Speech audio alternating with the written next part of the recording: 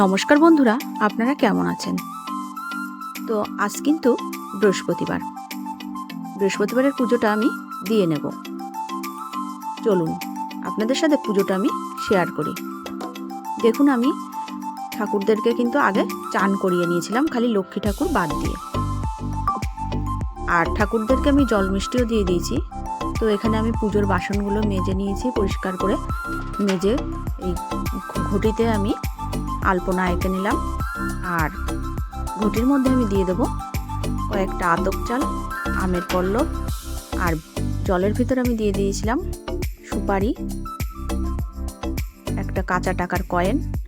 এগুলো দিয়ে আমি ঘরটাকে রেডি করে নিলাম। তারপর দিয়ে দিয়েছি পান পাতা, কলা, ফুল, বেলপাতা, এইসব দিয়ে আমি ঘরটা সাজিয়ে নিলাম।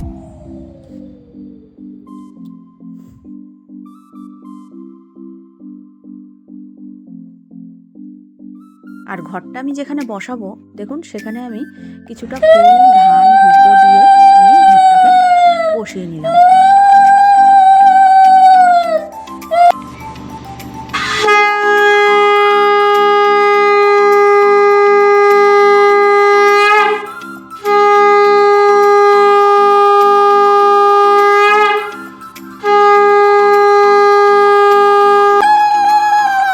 চলুন এবার আপনাদের সাথে লক্ষ্মী মায়ের স্নানটা শেয়ার করি।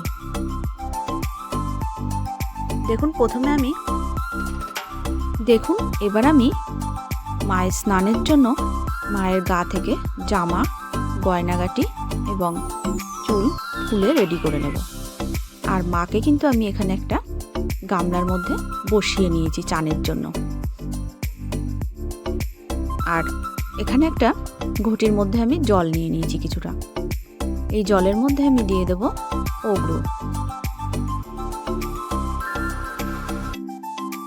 দিয়ে দেব ঘি, আর দিয়ে দেব মধু। এগুলি দিয়ে আমি জলটাকে ভালো করে মিশিয়ে নেব।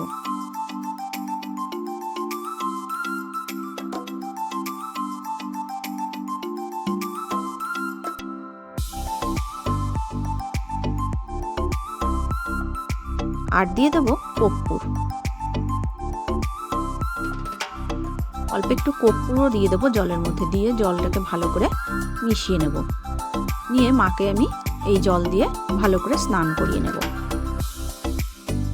এই যে দেখুন, মাকে কিন্তু আমি চান করিয়ে নিচ্ছি। আর চান করানোর সময় আমি কিন্তু একটা অন্য বস্ত্র পরিয়ে নিয়েছিলাম মাকে। আর আলতো হাতে মাকে একটু ডলে ডলে আমি স্নান করিয়ে নিচ্ছি।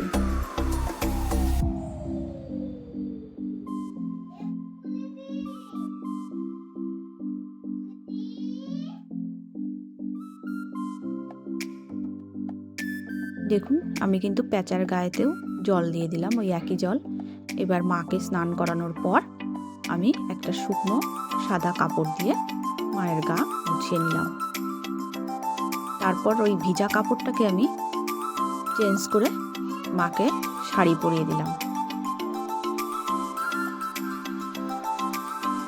এই যে দেখুন, আর যেহেতু বৃহস্পতিবার আর জামাটাও আমাকে ধুতে হবে, তার জন্য আমি এখানে জামাটাকেও চেঞ্জ করে শাড়িটাকে পরিয়ে দিলাম। তারপর এক এক করে মায়ের গায়ের গয়নাগুলো পরিয়ে দেবো, আর কানের দুলও পরিয়ে দেবো। চুল টুল সব সেট করে দিয়েছি মাকে। দেখুন শাড়িটা পরিয়ে মাকে কেমন লাগছে আমাকে কমেন্টে জানাবেন।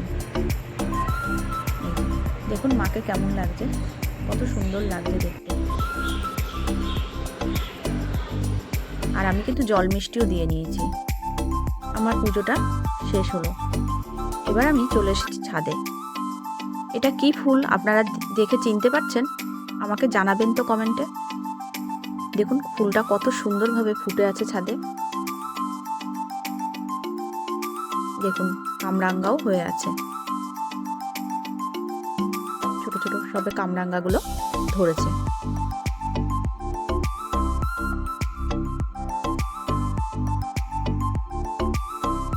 বন্ধুরা, এই গাছটায় কিন্তু প্রচুর কামরাঙ্গা হয়।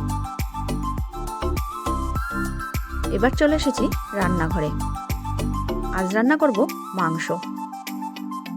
তো এদিকে মিক্সচার মেশিনের বাটিতে আমি কিছুটা রসুন নিয়ে নিয়েছি, আর এখান থেকে আমি কিছুটা আদা নিয়ে নেব। এই যে রসুন, আদা, টমেটো এগুলো দিয়ে একটা পেস্ট তৈরি করে নেব। এরপর কড়াই গরম করে তার মধ্যে তেল দিয়ে তেলটাকে ভালো করে গরম করে পেঁয়াজগুলোকে একটু লাল লাল করে ভেজে নেব। তারপর মাংসগুলো আমি দিয়ে একটু নেড়ে নেব।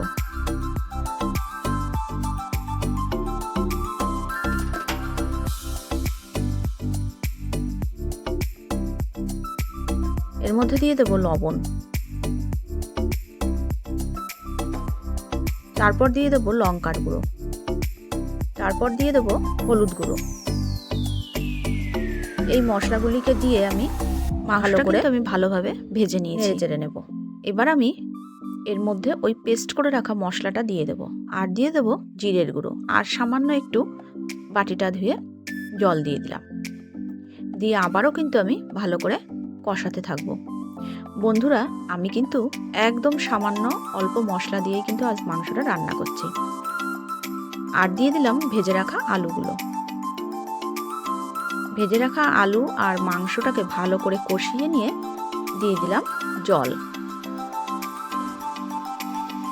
দেখুন কত সুন্দর কালার হয়েছে। আমি কিন্তু বেশি ঝোল করব না, এরকম শুকনো করেই রান্না করব।